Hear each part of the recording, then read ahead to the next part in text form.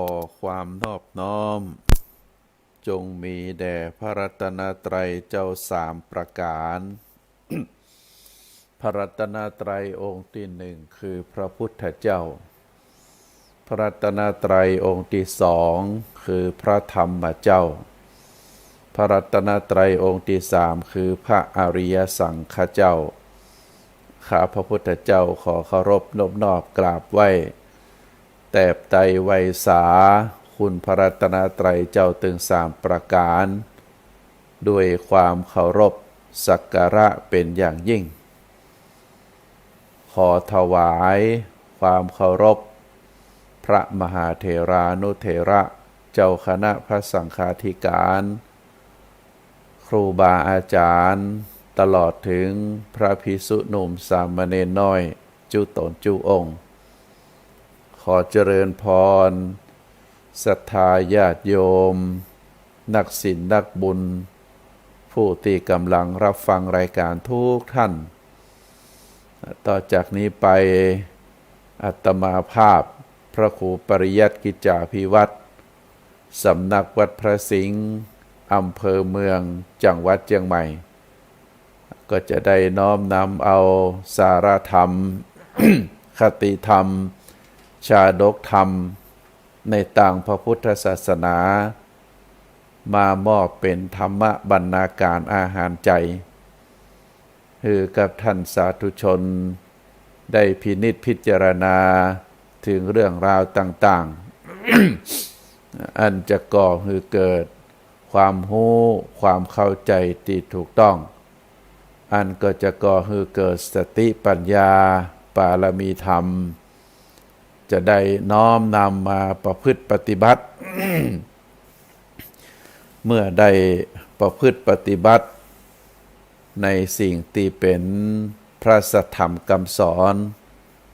ขององค์สมเด็จพระสัมมาสัมพุทธเจ้า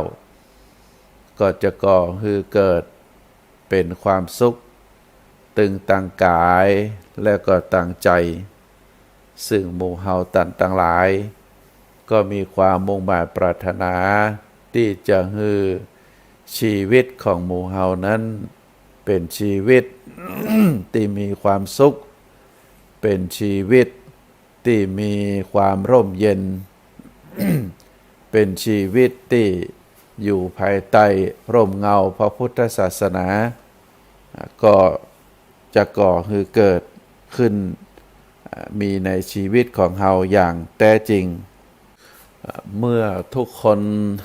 ต่างก็มีความมุ่งมั่นปรารถนาจะให้ชีวิตมีความสุขเฮาไม่อยากจะให้ชีวิตของเฮานั้นตกไปในความทุกข์ความทรมานความคับแค้นใจเฮามุ่งมั่นปรารถนาที่จะให้ชีวิตของเฮาเป็นชีวิตที่มีความสุขมีความเจริญมีความปลอดภัยอยู่ภายใต้ร่มเงาของญาติของพี่น้องของคนดีสิ่งทั้งหลายเหล่านี้จะเกิดขึ้นได้ก็คงจะต้องอาศัยเจ้าของชีวิตเป็นหลัก ก็คือตัวตนเฮาเมื่อเฮาได้มีความรู้ความเข้าใจมีความฉลาดในเส้นทางเดินของชีวิตเฮาก็พอจะรู้จะเข้าใจแยกออกว่าอันไหนเป็นความดีอันไหนเป็นความบดีอันไหนเป็นสิ่งที่มีประโยชน์นะอันไหนที่เป็นสิ่งที่บ่มีประโยชน์อันไหนที่เป็นคุณอันไหนที่เป็นโทษเฮาก็พอพิจารณาด้วยปัญญาอันบริสุทธิ์ปัญญาที่มีความรอบรู้ในสิ่งที่เป็นบุญเป็นกุศลเป็นคุณงามความดีถ้าหากว่าปัญญานั้นเป็นปัญญาท ที่บ่มีความรอบรู้ก็บ่สามารถที่จะแยกแยะได้บ่สามารถที่จะรู้ว่าอันไหนเป็นเหตุแห่งความดีอันไหนเป็นเหตุแห่งความบ่ดีอันไหนเป็นผลของความดีอันไหนเป็นผลของความบ่ดีถ้าหากว่าเฮาขาดปัญญารู้สิ่งที่เป็นคุณเป็นประโยชน์เป็นโทษก็จะดำรงชีวิตด้วยความลำบากเพราะฉะนั้นท่านสาธุชนทั้งหลายครูบาอาจารย์ท่านจึงได้แนะนำพร่ำสอนเฮาท่านทั้งหลายว่าเมื่อเฮาเกิดมาแล้วก็ควรจะประคับประคองชีวิตความเป็นอยู่ของเฮาคืออยู่ภายใต้ร่มเงาของพระธรรมคำสอนเรียกว่าคืออยู่ภายใต้ร่มเงาของศีลของธรรมถ้าเฮาสามารถนำพาชีวิตของเฮาคืออยู่ภายใต้ร่มเงาของศีลของธรรมเฮาก็จะมีความสุขตามที่ว่ามาแต่ถ้าเฮาบ่สามารถประคับประคองแนวทางดำเนินชีวิตของเฮาคืออยู่ภายใต้ร่มศีลร่มธรรมกลับไปอยู่ภายใต้บาปอกุศลความสุขความเจริญความสงบในชีวิตของเฮานั้นก็ยากที่จะพบได้ยากที่จะเจอได้เพราะเฮานั้นได้ประพฤติปฏิบัติในเหตุแห่งความบดีบงามเฮาก็จะได้รับผลของความประพฤติในสิ่งที่บดีบงามนั้นกลับกลายเป็นสิ่งที่ทำให้เกิดความทุกข์ความเศร้าใจเป็นบาปอกุศลติดเนื้อติดตัวติดใจไปก็ถือว่าเฮาท่านทั้งหลายนั้นเป็นเจ้าของชีวิตเฮาก็จะต้อง ดำเนินชีวิตของเฮาให้ถูกต้องมีกรรมหนึ่งที่ครูบาอาจารย์ได้กล่าวตักเตือนสติของเฮาว่าเฮาเกิดมาเป็นคนควรจะลำลึกนึกถึงที่มาที่ไปที่ความเป็นอยู่ของเฮากำว่าที่มาที่ไปของชีวิตของเฮาก็คือก่อนที่เฮาจะเกิดมาเป็นมนุษย์แล้วก็เฮาจะไปในช่วงที่เฮาหมดอายุจากโลกใบนี้ไปแล้วเรียกว่าไปสู่สัมปรายภพไปสู่โลกอื่นเฮาจะต้องลำลึกนึกถึงทบทวนแล้วก็ได้ประคับประคองความเป็นอยู่ของเฮาครูบาอาจารย์ได้กล่าวตักเตือนหมู่เฮาต่างหลายว่ามาเพราะมีบุญอยู่อย่างมีคุณแล้วก็ไปอย่างมีทุนมาเพราะมีบุญหมายถึงตัวเฮาว่าเฮาได้เกิดมาเป็นมนุษย์ เป็นคน ก็เพราะว่าเฮามีบุญอยู่อย่างมีคุณก็หมายความว่าเฮาอยู่เป็นมนุษย์ตั้งแต่วันเกิดจนถึงวันตายเฮาถือว่าเป็นชีวิตะความเป็นอยู่เฮาจะต้องอยู่อย่างมีคุณค่ามีคุณประโยชน์มีคุณงามความดีแล้วก็ไปอย่างมีทุนก็หมายความว่าเมื่อวันสุดท้ายของชีวิตมาถึงเพราะเป็นหลักสัจธรรมของมนุษย์เฮามีการเกิดขึ้นในเบื้องต้นมีการแปรปรวนในท่ามกลางมีการสูญสลายไปในที่สุดคำว่าสูญสลายไปในที่สุดนั้นก็ ก็คือร่างกายของเฮา ยาววาหนาคืบ อันได้แก่เนื้อหนังบังสาของเฮาตั้งแต่ศีรษะจรดเท้าก็ถือว่าเป็นสิ่งที่ประกอบมาจากธาตุสี่ดินน้ำลมไฟเมื่อหมดอายุไขบ่สามารถที่จะดำรงคงขันอยู่ได้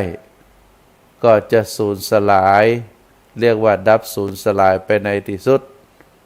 อันอย่างสูญสลายก็คือตัวของเฮาที่มาจากธาตุสี่ธาตุดินก็จะกลับคืนสู่ดินธาตุน้ำก็จะกลับคืนสู่น้ำธาตุไฟก็จะกลับคืนสู่ไฟ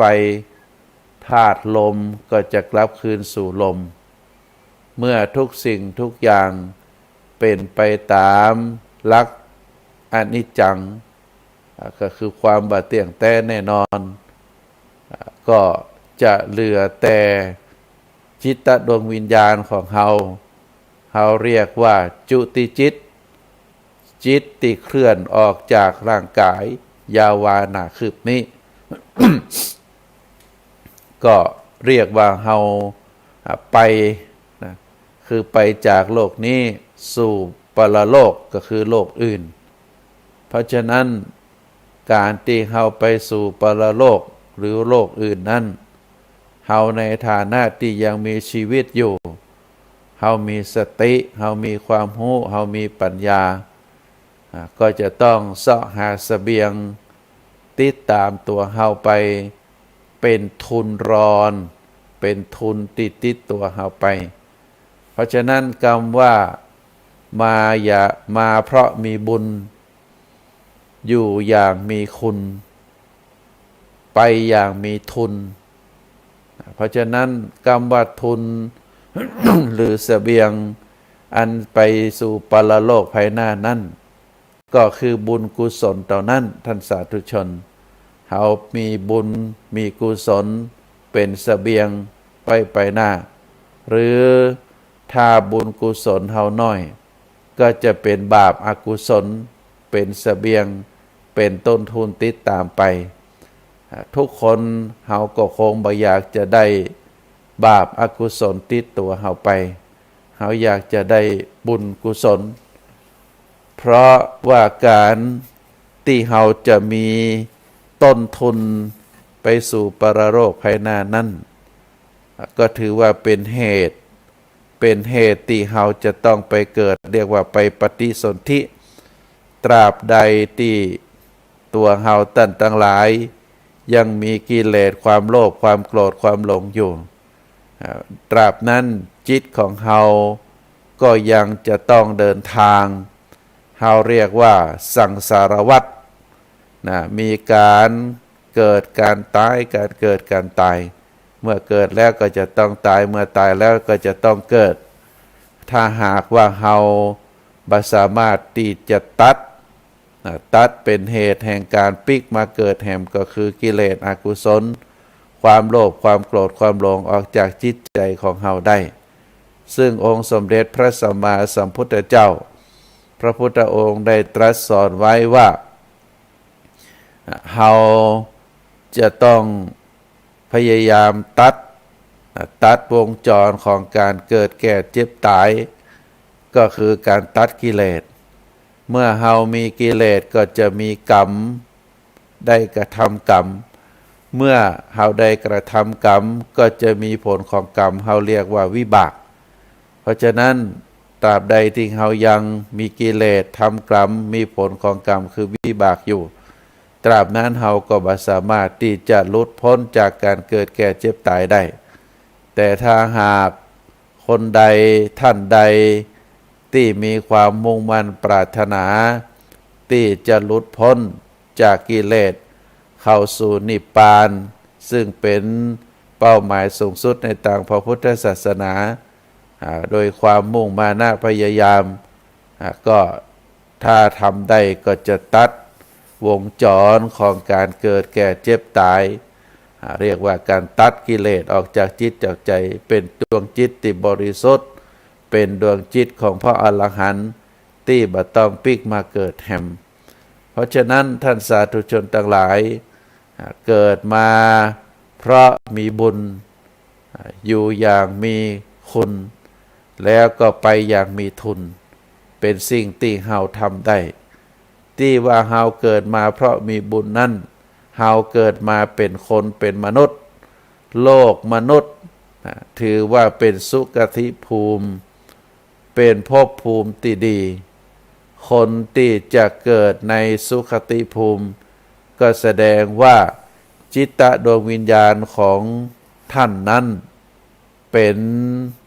ผู้ที่มีบุญเป็นเสบียงติดตัวมาเป็นเสบียงติดตัวมาเป็นบุญเพราะฉะนั้นบุญจึงส่งให้เกิดมาเป็นมนุษย์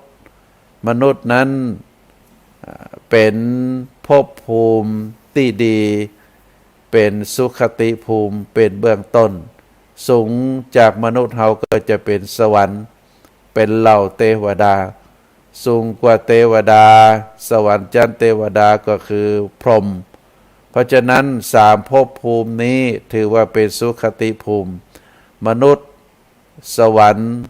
พระพรหมสามชั้นนี้ถือว่าเป็นสุคติภูมิคนจะเกิดหรือจิตตดวงวิญญาณจะมาเกิดในสุคติภูมิได้ก็จะต้องมีบุญมีบุญนักกว่ามีบาปแต่ถ้าจิตตดวงวิญญาณที่ใดจุติออกมาจากร่างเดิมแล้วก็มาเป็นดวงจิตปฏิสนธิคือเกิดนั้นถ้าดวงจิตดวงนั้นมีบาปอกุศลมีบาปอกุศลนักมีบุญกุศลน้อย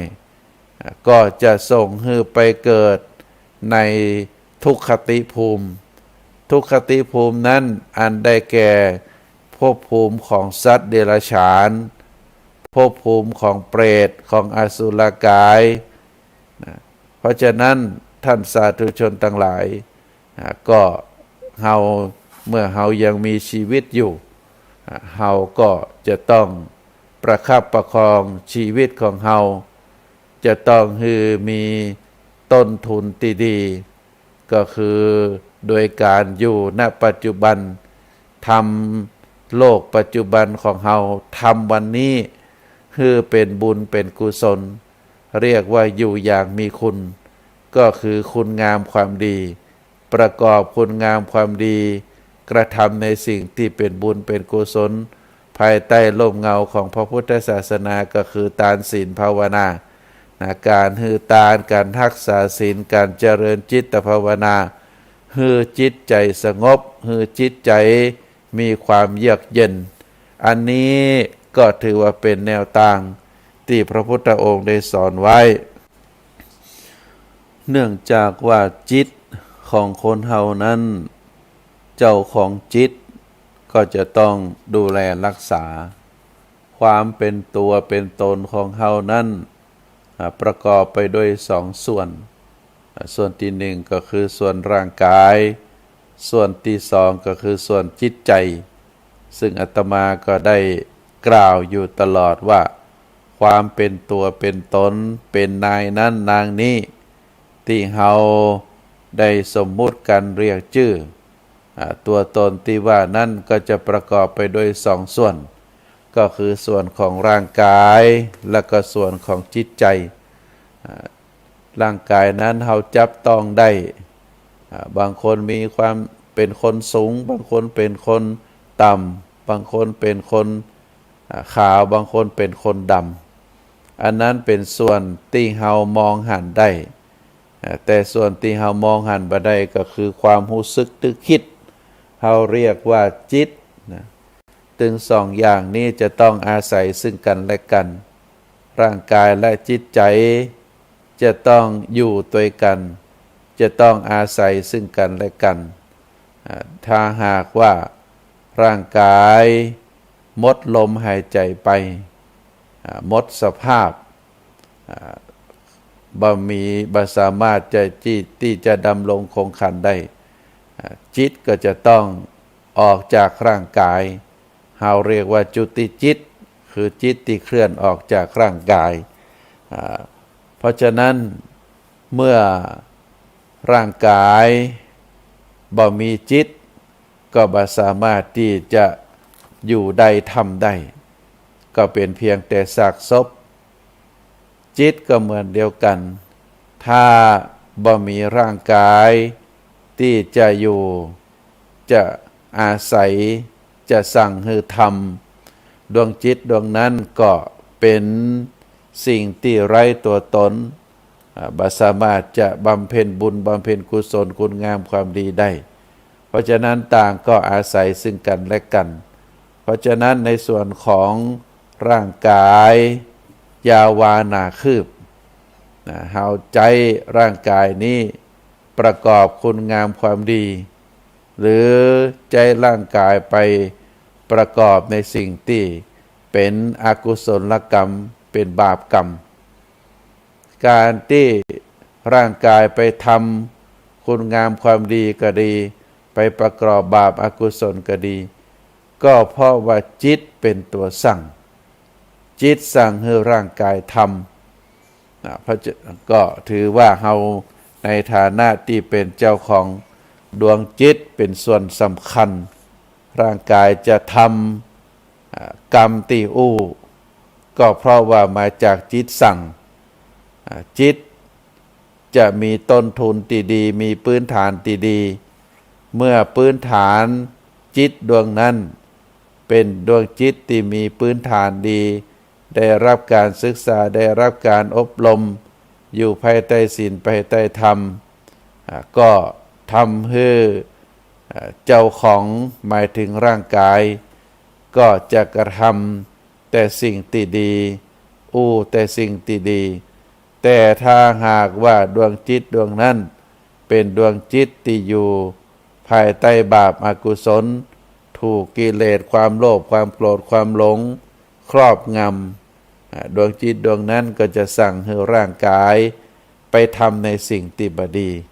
อันนี้เป็นความเกี่ยวข้องซึ่งเป็นความเกี่ยวข้องที่ติดตัวติดจิตเฮามาก็จะต้องเป็นหน้าที่ของเฮาเมื่อเฮาทราบแล้วเฮาก็จะต้องพัฒนาจิตพัฒนาใจของเฮาคือเป็นดวงจิตที่ดีที่ถือว่าจิตสำคัญนั้นก็เพราะว่าดวงจิตนั้น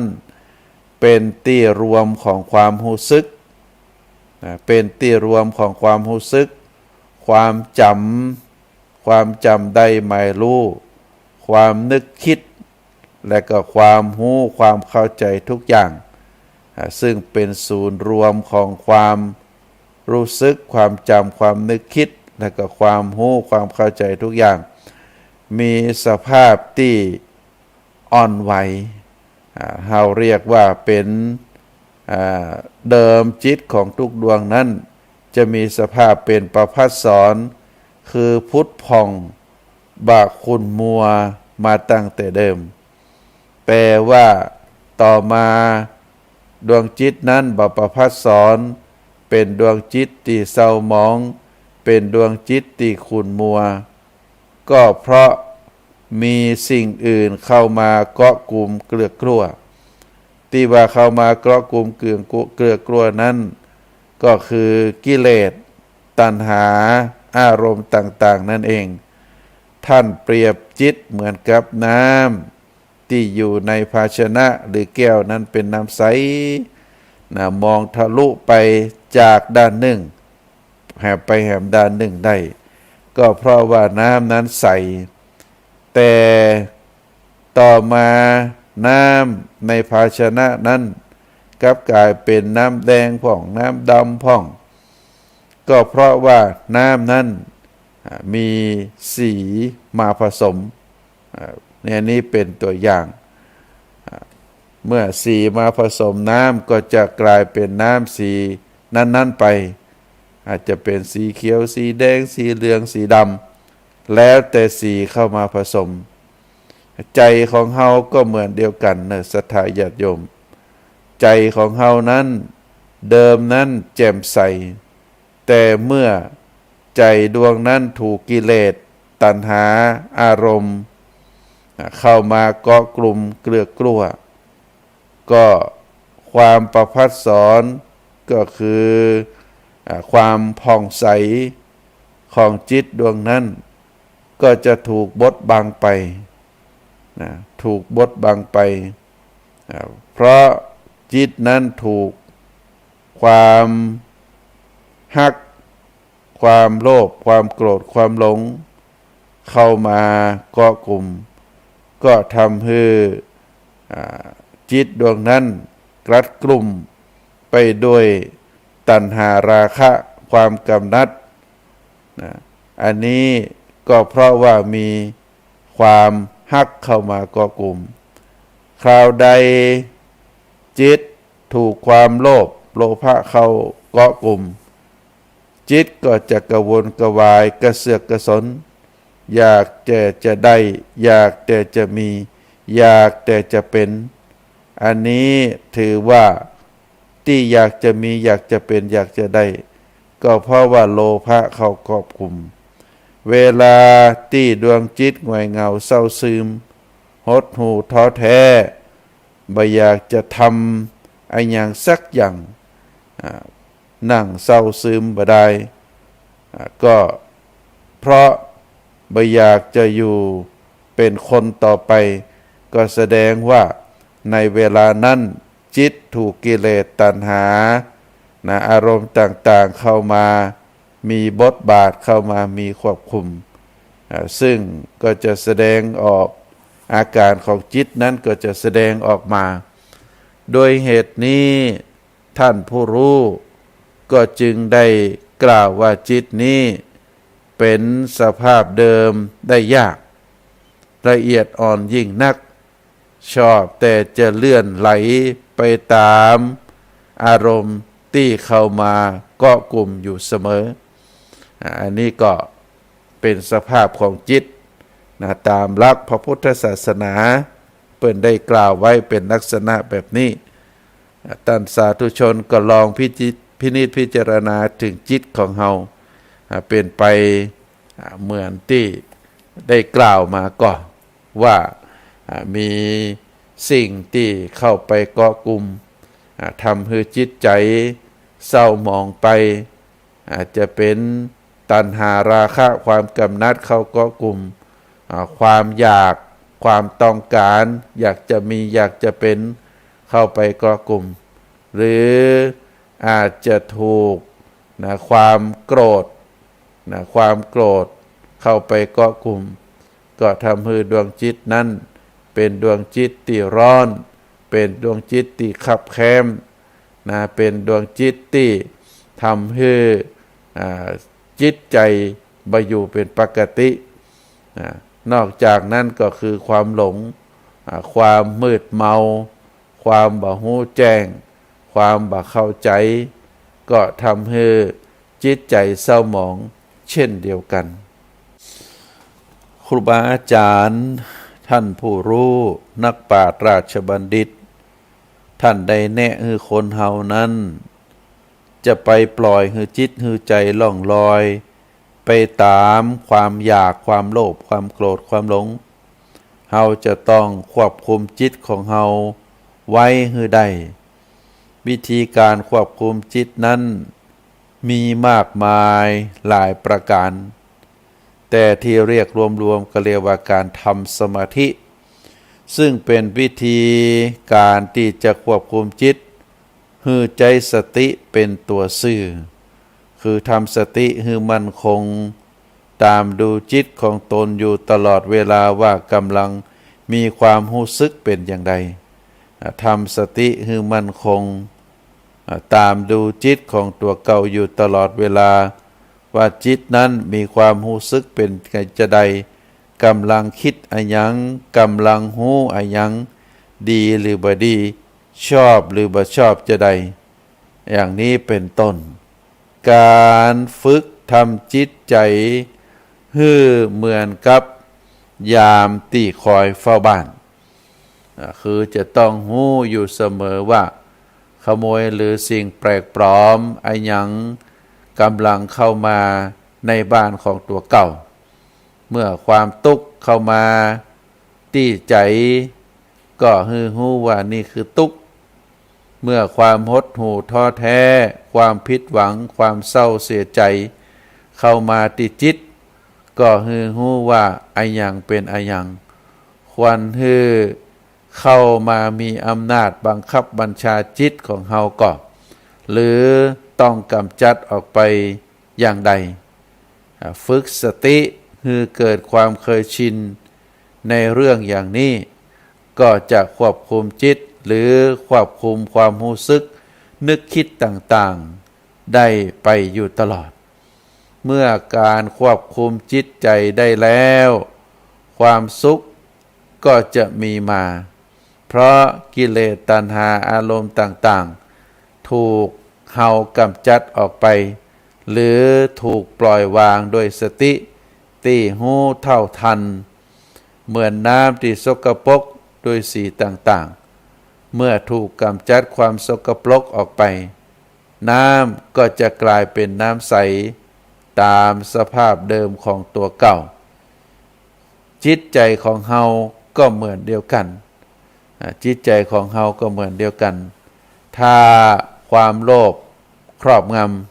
ำจิตใจที่เต็มไปด้วยความโลภความอยากก็จะเกิดขึ้นการเสาะแสวงหาฮื้อได้มาสนองความอยากก็จะทำขึ้นความอยากความกระวนกระวายความอยากจะได้ก็จะมีพลังสูงก็ทำให้ดวงจิตดวงนั้นต้องเสาะแสวงหาดวงจิตอยู่ในร่างกายสั่งให้กายไปเสาะแสวงหาก็อยู่บ่ได้เพราะเกิดความอยากจะมีอยากจะเป็นเช่นเดียวกัน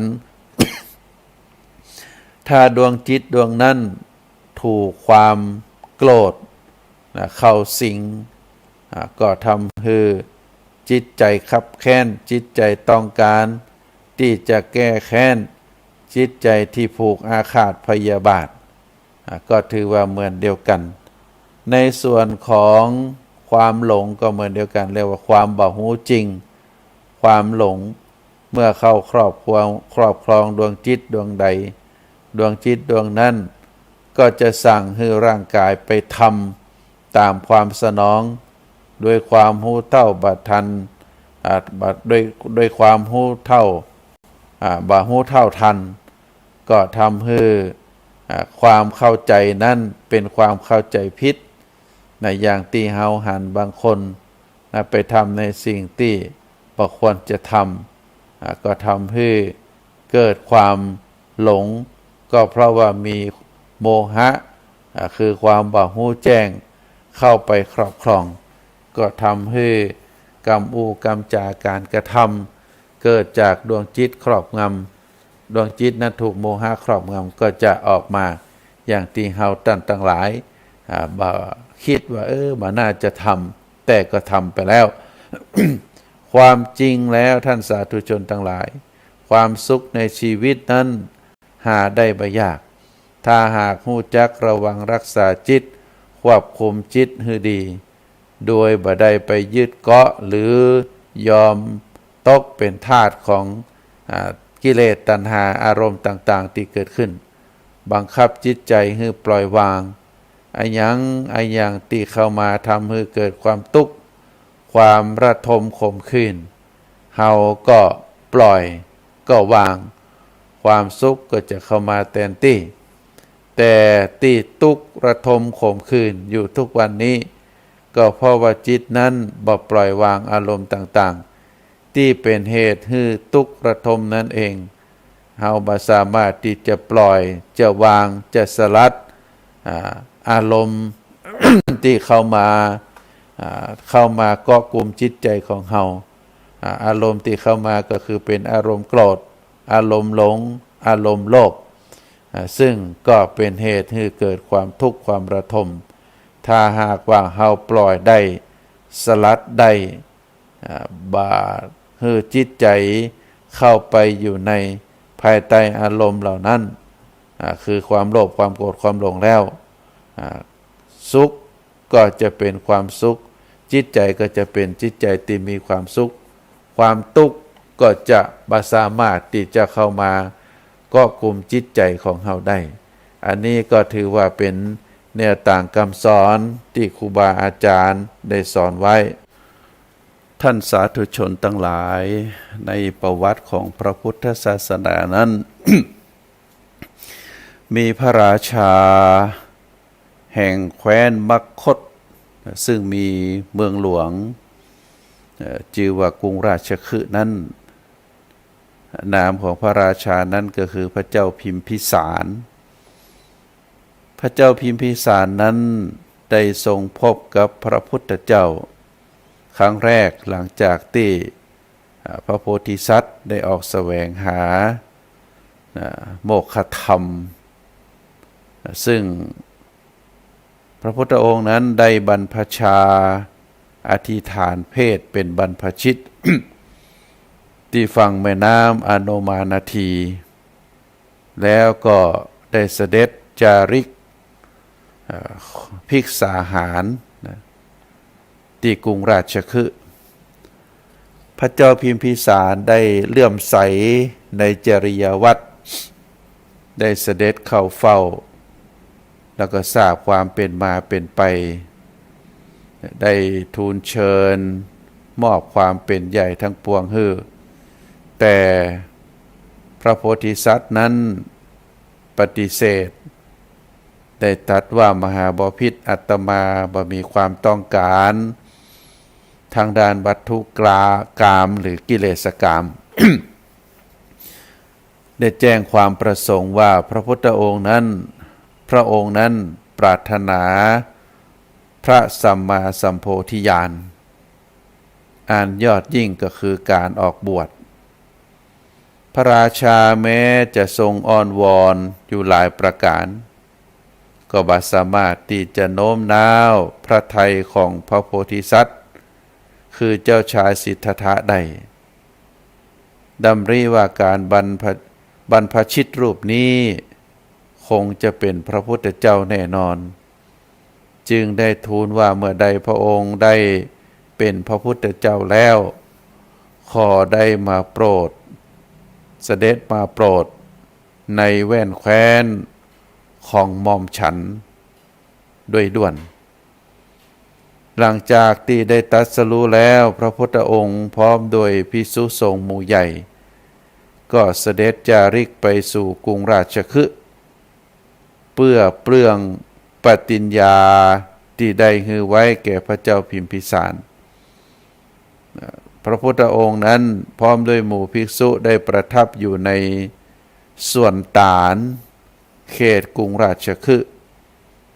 เมื่อพระเจ้าพิมพิสารได้ทรงทราบว่าพระผู้มีพระภาคเจ้าพร้อมด้วยพระภิกษุสงฆ์ได้เสด็จมาสู่แว่นแคว้นของพระองค์พระองค์พร้อมด้วยพราหมณ์คหบดีเจ้ามคธจำนวน12 นหุต12 นหุตนั้นก็คือประมาณเป็นจำนวนแสนพระองค์ได้ทรงแสดงพระพุทธองค์ได้ทรงแสดงพระธรรมเทศนาที่ตรัสรู้แล้วประทานแก่พระเจ้าพิมพิสารพร้อมด้วยพราหมณ์คหบดีเจ้ามคธปรากฏว่าประชาชนจำนวน11 นหุตได้บรรลุธรรมเป็นพระโสดาบันส่วนพราหมณ์แห่ม1 นหุตนั้นได้แสดงตนเป็นพุทธมามกะพระเจ้าพิมพิสารเลื่อมใสในพระพุทธองค์พร้อมโดยพระภิกษุสงฆ์ก็จึงได้ถวายส่วนเวฬุวันส่วนไม้ไผ่เป็นที่ประทับของพระพุทธองค์และพร้อมโดยพระภิกษุสงฆ์ซึ่งเราถือว่าเป็นพระอารามแห่งแรกในพระพุทธศาสนาก็คือเวฬุวันหรือเวฬุวนารามเป็นวัดแห่งแรกเป็นอารามแห่งแรก ในพระพุทธศาสนาซึ่งเกิดจากความเลื่อมใสศรัทธาของพระเจ้าพิมพิสารที่มีต่อพระพุทธเจ้านับจากการถวายวัดแห่งแรกหรืออุทยานเวรุวันเป็นต้นมาแล้วจนกระทั่งพระเจ้าพิมพิสารเสด็จสวรรคตเป็นเวลา37 ปีพระเจ้าพิมพิสารนั้นได้ทรงกระทำทุกประการเพื่อที่จะส่งเสริมพระพุทธศาสนาให้กว้างขวางออกไปโดยเฉพาะเริ่มปฏิบัติพระองค์เองด้วยการสมาทานอุโบสถศีลเดือนละ6 วันเป็นประจำซึ่งเป็นตัวอย่างแก่ชาวพุทธของเฮาเป็นตัวอย่างแก่ชาวมคธได้ปฏิบัติตามกันพระเจ้าพิมพิสารนั้นมีความฮักมีความเคารพในพระพุทธเจ้าเป็นอย่างยิ่งครั้งหนึ่งเมื่อเรากษัตริย์ลิชวีมีเจ้ามหาลิเป็นทูตมาขอพระพุทธเจ้ามาขอให้พระองค์นั้นได้กราบทูลพระพุทธเจ้า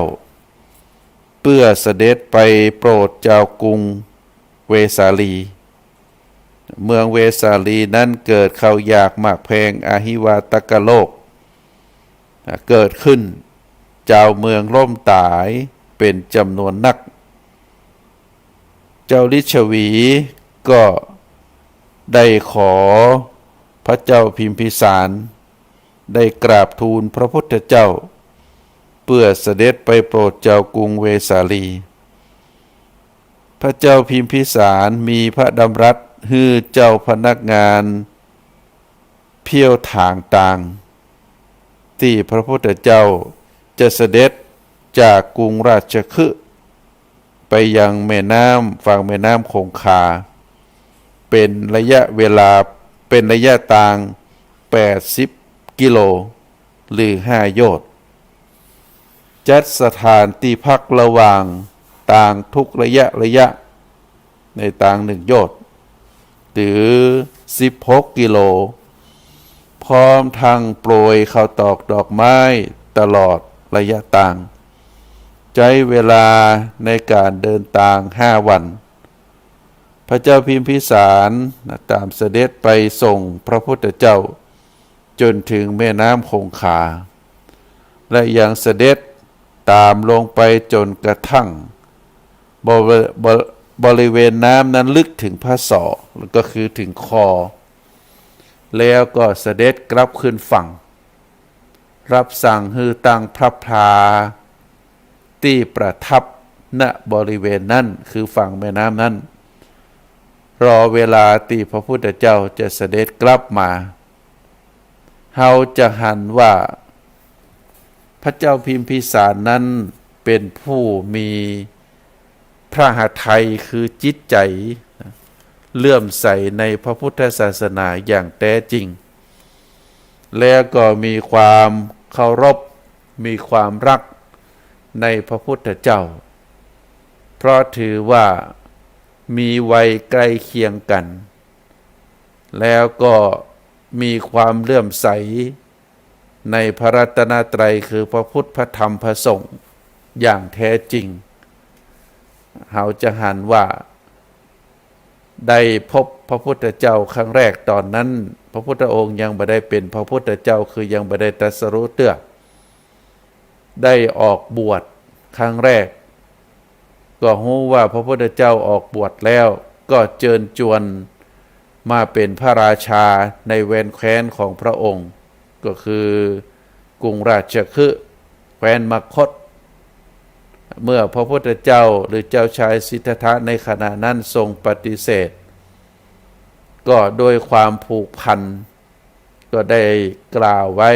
ทูลนิมนต์ไว้ว่าถ้าวันใดได้ท่านได้ตรัสรู้เป็นพระพุทธเจ้าแล้วขอได้มาโปรดข้าพเจ้าพร้อมโดยเจ้าเมืองราชคฤห์ตัว พระพุทธองค์ก็ได้มาตามสัญญาที่ได้ฮือไว้ก็ได้มาโปรดพระเจ้าพิมพิสารรู้ว่าพระพุทธเจ้าหรือเจ้าชายสิทธัตถะที่พบกันในครั้งนั้นได้เป็นพระพุทธเจ้าแล้วก็ปาพราหมณ์คหบดีผู้มั่งมีของเมืองราชคฤห์ได้เข้าไปเฝ้าแล้วก็ได้สดับรับฟังพระธรรมเทศนาที่สวนตาลหนุ่มก็ทำให้ได้ดวงตาหันธรรมในเบื้องต้นก็คือเป็นพระโสดาบันก็ได้ถวายที่สำหรับเป็นที่ประทับเป็นพระอารามกลางวันเงียบสงบคนบ่พลุกพล่านกลางคืนนั้นเงียบสำหรับเหมาะในการบำเพ็ญสมณธรรมก็คือได้ถวายส่วนไผ่ซึ่งเขาเรียกว่าเป็นอุทยานต้นไผ่เขาเรียกว่าเวรุวันถวายแด่พระพุทธเจ้าพร้อมกับพระภิกษุสงฆ์โดยได้การอุปถากอุปถัมภ์มาโดยตลอดและสิ่งหนึ่งที่ประทับใจที่มีการแสดงออกด้วยความรักต่อพระพุทธเจ้าในฐานะที่เป็นพระบรมศาสดาก็คือเจ้าลิชวีแห่งเมืองไผ่สาลีได้เกิดเขาอยากมากแพงได้เกิดมีอหิวาตกโรคได้แพร่ทำให้ประชาชนตายเป็นจำนวนนักก็เลยได้ขอพระเจ้าพิมพิสารกราบอาราธนานิมนต์พระพุทธเจ้าเสด็จไปโปรดที่เจ้าเมืองเวสาลีเมื่อพระเจ้าพิมพิสารได้รับปากได้กราบอาราธนาทูล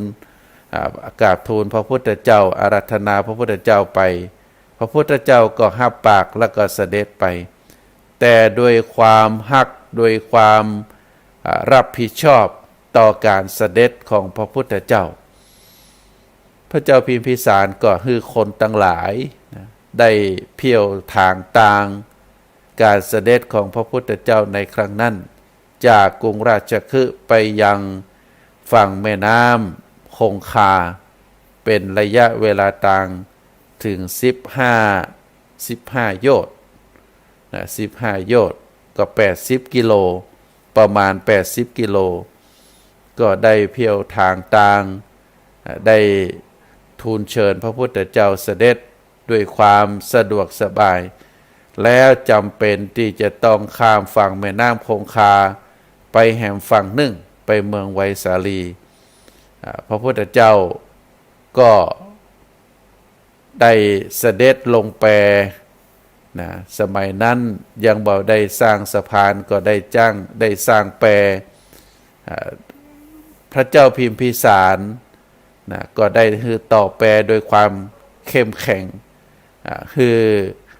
พระพุทธเจ้าประทับอยู่บนแพพร้อมโดยพระภิกษุสงฆ์ก็คงจะเป็นจำนวนหลายแพ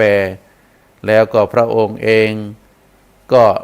ลงน้ำแม่น้ำคงคาที่ฝั่งที่ลงก็ลงไปถ่อแพยูแพดันแพคือแพนั้นผ่านแม่น้ำคงคาไปจนถึงน้ำนั้นลึกถึงพระศอก็คือคอเมื่อได้ถึงพระพุทธเจ้าเสด็จไปแล้วโดยน้ำลึกพระองค์ก็ได้เสด็จขึ้นมาแล้วก็ประทับอยู่ตรงฝั่งแม่น้ำคงคารอที่พระพุทธเจ้าจะเสด็จกลับมาโดยที่พระพุทธเจ้านั้นได้ไปโปรดเจ้าเมืองเวสาลีซึ่งได้เกิดตำนานรัตนสูตรก็คือการเจริญพระพุทธมนต์รัตนสูตรได้พรมน้ำพระพุทธมนต์ด้วยกำลังฤทธิ์กำลังพุทธธรรมของพระพุทธเจ้าก็ทำให้เมืองเวสาลีนั้นฝนตกเมื่อหลังจากที่พระอานนท์ได้พรมน้ำพระพุทธมนต์แล้วได้เกิดฝนตกชำระความสกปรกทั้งหลายลงสู่แม่น้ำก็ทำให้บ้านเมืองกลับมาเป็นปกติโดย พลานุภาพแห่งบทพุทธมนต์คือรัตนสูตรแล้วก็พระพุทธองค์ก็จะเสด็จหลังจากเมืองไวสาลีปกติแล้วก็เสด็จปิกมายังกรุงราชคฤห์ซึ่งพระเจ้าพิมพิสารก็นั่งรออยู่ที่ฝั่งประทับนั่งรออยู่ที่ฝั่งแม่น้ำคงคารอวันเสด็จกลับของพระพุทธเจ้าเพราะฉะนั้นท่านสาธุชนทั้งหลายเฮาก็จะหันว่าจิตใจของพระเจ้าพิมพิสารนั้นเป็นจิตใจที่น้ำพาฤทัยของพระองค์นั้นเต็มเปี่ยมด้วยความกรุณาด้วยความรักด้วยความเมตตาต่อพระพุทธเจ้าในฐานะที่พระองค์นั้นได้มีความเคารพรักซึ่งยากที่จะเกิดขึ้นก็ทำให้พระพุทธศาสนานั้นรุ่งเรืองในแคว้นมคธเจ้าเมืองเป็นคนดีเจ้าเมืองอยู่ในศีลในธรรมซึ่งก่อให้เกิดตำนานในพระพุทธศาสนาคือคนทั้งหลายได้ฮู้จักเจ้าเมืองมคธวัดเวรุวันซึ่งในปัจจุบันนี้เจ้าพุทธของเฮาเมื่อไปทัศนศึกษาแสวงบุญที่ประเทศอินเดียก็จะต้องไปยังกรุงราชคฤห์ก็คือวัดแห่งแรกวัดเวรุวันซึ่งก็มียังได้รับการดูแลรักษาจากรัฐบาลอินเดียคือเป็นสถานที่แสวงบุญอนุสรณ์วัดแห่งแรกในทางพระพุทธศาสนาก็ขอเจริญพรคือศรัทธาญาติโยมได้ทราบได้เข้าใจถึงที่มาที่ไปการที่พระเจ้าพิมพิสารได้กระทำได้ทรงกระทำเป็นลักษณะแบบนี้ก็เพราะว่าจิตใจของจิตใจของพระองค์คือพระเจ้าพิมพิสารนั้นเป็นจิตใจที่เต็มไปด้วยความเมตตามีความกรุณามีความฮักมีความภักดีมีความเลื่อมใสต่อองค์สมเด็จพระสัมมาสัมพุทธเจ้าต่อพระรัตนตรัยเฮาก็จะหันว่าผลการกระทำผลกรรมตีอู้ของพระเจ้าพิมพิสารนั้นเกิดจากความเลื่อมใสศรัทธาเกิดจากดวงจิตที่บริสุทธิ์ก็จะถือว่าเป็นสิ่งที่น่าอนุโมทนาสำหรับวันนี้อาตมาภาพได้นำเอาเรื่องราวเกี่ยวกับการดูแลจิตดูแลใจได้เอาเรื่องราวพระมหากษัตริย์ผู้ทรงธรรมเป็นพระมหากษัตริย์องค์แรกในประวัติศาสตร์ของประเทศอินเดียที่มีความเลื่อมใสศรัทธาในพระพุทธศาสนาได้ถวายที่เป็นพระอารามแห่งแรกแล้วก็ได้ทนุบำรุงพระพุทธศาสนาตลอดระยะเวลา37 ปีในชีวิตของพระองค์ก็เป็นอนุสรณ์ให้เจ้าพุทธเฮาทั่วโลกได้ฮู้จักพระนามของพระองค์มาจนถึงปัจจุบันนี้แล้วก็ได้ประพฤติปฏิบัติโดยเฉพาะข้อวัดปฏิบัติคือการสมาทานอุโบสถศีลเดือนหนึ่งนั่นพระเจ้าพิมพิสารนั้นได้รักษาอุโบสถศีลเป็นเวลาถึง6 วันก็ถือว่าเป็นปฏิปทาที่น่าเคารพน่าเลื่อมใสน่าศรัทธาในพระมหากษัตริย์พระองค์นี้อาตมาภาพขอฝากสาระธรรมคือท่านสาธุชนได้พินิจพิจารณาในท้ายสุดของรายการขออนุโมทนาบุญต่อท่านสาธุชนทุกท่านที่ได้รับฟังรายการและก็ขอให้มีความสุขมีความเจริญในธรรมขององค์สมเด็จพระสัมมาสัม